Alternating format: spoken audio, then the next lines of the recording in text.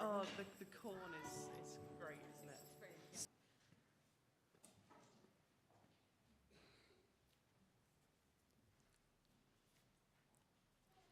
The second reading is taken from the book of Matthew, chapter 1. This is how the birth of Jesus, the Messiah, came about. His mother Mary was pledged to be married to Joseph. But before they came together, she was found to be pregnant through the Holy Spirit. Because Joseph, her husband, was faithful to the law, and yet did not want to expose her to public disgrace, he had in mind to divorce her quietly. But after he had considered this, an angel of the Lord appeared to him in a dream and said, "Joseph, son of David, do not be afraid to take Mary home as your wife, because what is in her is conceived from the Holy Spirit. She will give birth to a son, and you are to call him Jesus, because he will save people from their sins." All this took place to fulfill what the Lord had said through the prophet.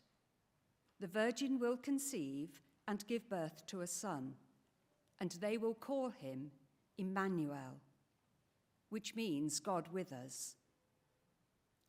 When Joseph woke up, he did what the angel of the Lord had commanded him and took Mary home as his wife. But he did not consummate their marriage until she gave birth to a son, and he gave him the name Jesus. This is the word of the Lord.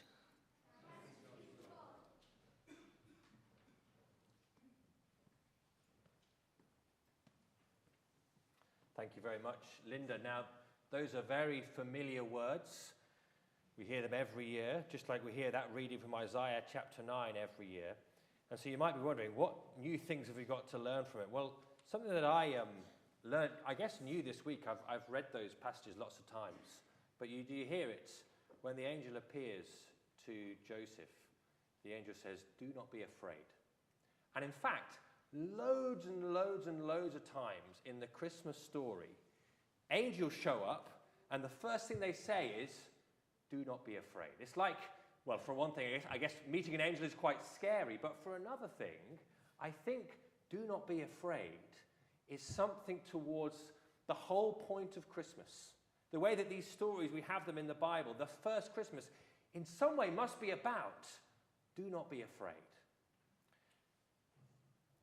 But I wonder, what would it take for you this Christmas not to be afraid? Or put it this way, can you think of a present that someone could give you that would help you not to be afraid?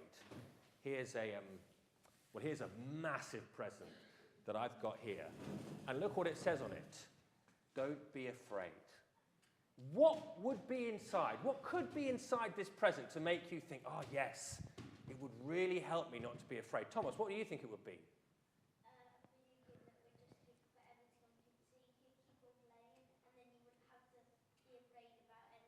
A video game that you could play and you'd never have to think about anything else. That would be escaping from reality. I could see that maybe working. Lorelei, what would make you not afraid? A shield. That would be good. If you were afraid of someone attacking you, Katerina, what would make you not afraid? 12 million hamsters. I think that would make me very afraid, to be honest with you. But each their own. Eliza. A massive cuddly teddy bear. Now, what would make you not afraid, I guess, would depend on what you're afraid of. So I'm going to let you in a secret. One of my privileges of being a vicar is that I get to do lots of different carol services at this time of year. But there's one that I get really, really afraid of. And it's the one that's happening, I think, on Wednesday this week at Edgbaston Stadium, where they play cricket. Now, I love cricket. So in many ways, it's an amazing privilege to go and lead a carol service at Edgbaston Stadium. But the thing that scares me is that just before the service starts, the whole of the first team from Warwickshire Cricket Club come in. They've been training somewhere else, and they all walk in. And you can tell that none of them really want to be there. that they've been forced to go to show, goodwill and all that. And so they all traipse in and sit on the front row. Now, because I like cricket, I know who they all are. I've seen them. I've cheered from the sideline as they've been playing cricket through the summer. And so that moment, I'm afraid, more than you all here today, when I stand up to lead that service and want to talk about the Christmas story, it's when I'm most afraid. Now, I wonder what it would be exactly for you. We've had a few ideas. For some people today, they might be not looking forward to a doctor's appointment or a dentist appointment, either because it's scary or because you're expecting something that maybe isn't too good news. And that's the thing that is making you afraid. For some people, it's the cost of Christmas or just the cost of life generally at the moment. How are we going to afford it this year? How are we going to manage? How are we going to make ends meet generally, even apart from Christmas?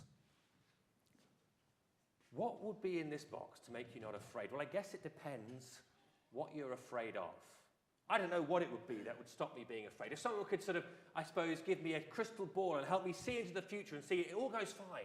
You're not going to fall over on the way up to the front and start a nosebleed and make a fool of yourself on Wednesday. It's okay. That doctor's appointment is going to be fine. Here's what's going to happen. Here's your bill of health. You're fine. Here's not 12 million hamsters, but 12 million pounds. You're fine. You're sorted. At the heart of Christmas is a present to help you not be afraid. Even better than that, I think. In the Bible stories of Christmas, we find a present to help with our deepest fears, or to deal with our deepest fears completely and forever. The way we talk about Christmas today, actually, we all sort of hope that that's true, don't we? So one fairly familiar Christmas song now starts, "It's Christmas time, there's no need to be afraid." We all want it to be true, that at Christmas time, something happens that makes the fears go away. Peace, goodwill, kindness, loved ones, family, whatever it is. You all know how hard that is actually to get in practice. We want to say it's Christmas time, there's no need to be afraid, but we don't always feel it. In our reading, that reading from Matthew chapter 1, there is something in there to help you not be afraid this Christmas time. It's a present. And it's verse 23 of the reading. It's on page 966 in the Red Bibles, if you want to follow along. "The virgin will conceive and give birth to a son, and they will call him Emmanuel," which means God with us. So here is the present to stop you being afraid this Christmas time. Are you ready to find out what it is? You seem fairly ready. I'm going to show you. God with us. Now, I can tell you're not completely impressed. Maybe for you, the present just got a little bit smaller. I've got so many things that I'm afraid of, and the thing you're offering me is God with us. But actually, you think about it for a second, well, there is something good about this, isn't there? If I think about Wednesday, going to Edgbaston Stadium, if I knew that my family and people I love the most were there with me, cheering me on, not literally, but there to support me, it would make that experience a bit easier, a bit easier to manage. The message of Christmas is that for anyone, whoever we are, we can have God with us. In all those scary moments that we're thinking of, at Christmas when we're running out of money, in the doctor's surgery when we don't know what they're going to say, you can know God with you even better than your closest family and friends. Someone who loves you and knows you to the bottom of your heart and will keep you and protect you and look after you in those scariest of moments. The message of Christmas for us is if we want it, God can be with us so that we'll never be afraid, never be alone, never be abandoned when things don't go the way we want them to. But of course, you may be thinking, how can we actually believe that? What if on Wednesday at Edgbaston Stadium it does go as badly wrong as it possibly could for me? I do trip over and start a nosebleed, and blood goes everywhere and mixes in a horrible way with the lovely blue carpet they have there. I can't get my words out, and I say something silly, and I say something that offends all the first-team cricketers who I love and really want to impress. What if it all goes terribly wrong? What if it goes terribly wrong at your doctor's appointments or with your bank balance? Can we really still say then, God is with us? You might feel a bit like the White Queen in Through the Looking Glass. If you know it's the sequel to Alice in Wonderland. The White Queen says to Alice, when Alice asks her how old she is, I'm 101, 5 months and a day. To which Alice says, I can't believe that. Can't you? The Queen said in a pitying tone. Try again. Draw a long breath and shut your eyes. Alice laughed. There's no use trying, she said. One can't believe impossible things. I dare say you haven't had much practice, said the Queen. When I was your age, I always did it for half an hour a day. Why, sometimes I've believed as many as 6 impossible things before breakfast. Perhaps it feels like to say we believe God is with us when we're going through the scariest things. It's like believing an impossible thing, if not before breakfast, then at least before lunch.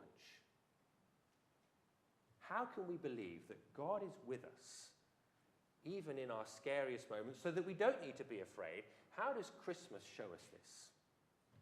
Well, it's what we're going to come on and see in just a few moments. But before we do that, we're going to sing our next carol and then have our next reading. So the carol, it's a familiar one, Silent Night. You might well know that this has been sung at many times and brought amazing peace to people. It's the offer of Christmas to us, as we're seeing. So let's stand and sing this carol together.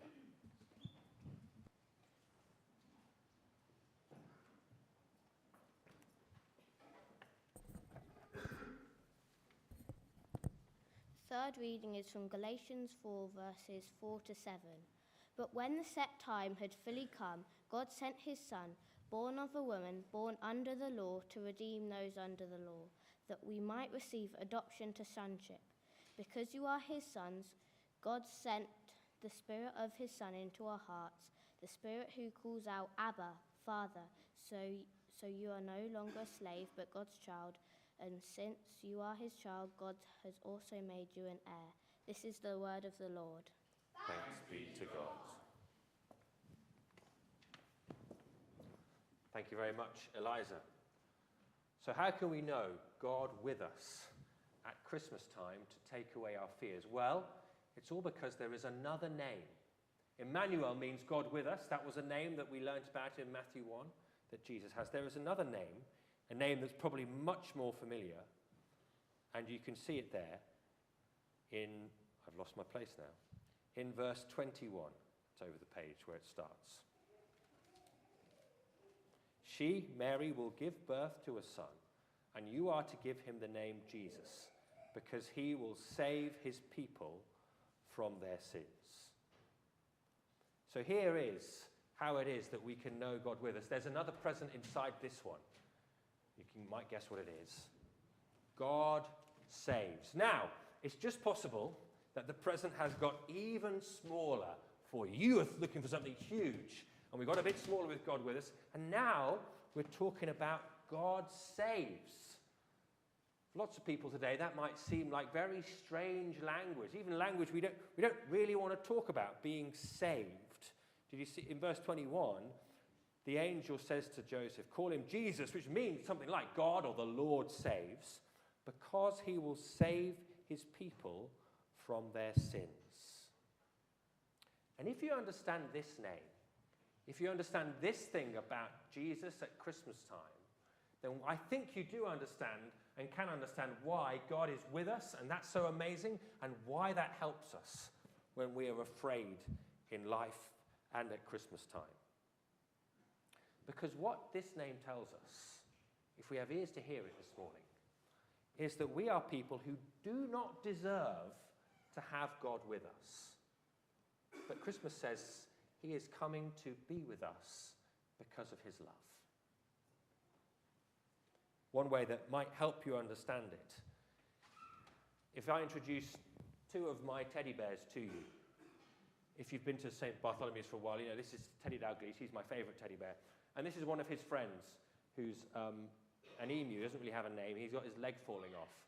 Most of the time, they're great friends. And they look at each other, and they maybe give each other a hug. But what would happen if the emu one day decided, I don't want to know you, Teddy Dalglish, anymore. I'm going off on my own in life, and I don't care for you. Now, Teddy Dalglish, because he's a nice guy, might look at him sadly. But if you think about it, it'd be perfectly fair for Teddy Dalglish to say, okay, you don't want to know me, emu? I don't want to know you either. Let's just go apart. The Christmas story, if you like, is something like this. We're more like the emu, and God is more like this teddy. That we were made to be in perfect relationship with God. But the challenging thing of Christmas is that we are much more like the emu than we think. We say to God, I don't need you. I don't want to know you. I'm going to go my own way. At this point, God would have every right to say, okay, I'll turn my back on you as well. You go on without me. But the Christmas story is that God comes to find us and to save us from this situation that we've put ourselves in. He doesn't need to. He could just let us go. But at Christmas time, we discover just how much he loves us. Not just looking longingly, but coming to find us and to bring us back to him. That's why there is another present within this one. I need someone to come and help me find it. Who would like to? Katerina. Come and pick out whatever you can see in there. A baby. So here we go. Let's take the baby. Thank you very much. You can sit down. This is a representation. It's not a real baby, obviously, because I'm going to put it right on top here. Now, that might look pretty precarious. And when you look at the Christmas story, don't be afraid. A wonderful, amazing promise that we all love to be true. A helpless little baby, born in a feeding trough, in the back end of some small province in the world. But if we follow it all the way down, this baby, this little baby, can tell us and remind us and assure us 100% that we don't need to be afraid, whatever the scariest thing is in our lives. Because the baby says to us, Jesus Christ coming at Christmas says to us, this is how much God loves you and wants to be in a relationship with you, wants to know you, wants to have you as one of his children. And even though you will still go through things in your life which make you afraid, the baby there doesn't protect you from the scary things happening. Doesn't sort of make them not happen to you anymore. But the message of Christmas is that even in those darkest moments, you can know deep down, more sure than anything else in the whole universe, there is a God who knows you and loves you enough to come into the world as a helpless baby, to live the life that you should have lived, and to die the death that you deserve to die. This little baby is where it all begins.